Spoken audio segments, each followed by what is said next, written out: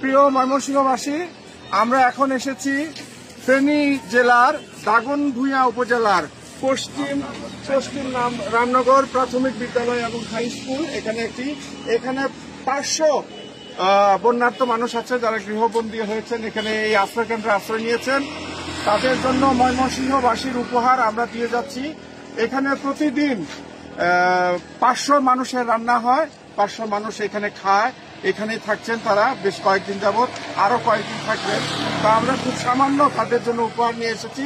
তা আমরা আগেই বলেছি যে এখানে বন্যার্ত মানুষ যারা আছেন তাদের কোনো ছবি আমরা প্রকাশ করব না। এখন আমরা এখানে যারা দায়িত্বে আছেন তাদের কাছে যে আমাদের প্যাকেটগুলো হস্তান্তর করছি। একটু ভিতরে দিয়ে আসো, ভিতরে যাও, ওই ক্যামেরা আর ভিতরে যাবে না, উপযুক্ত রাখা। ভিতর যাও, ভিতর যাও।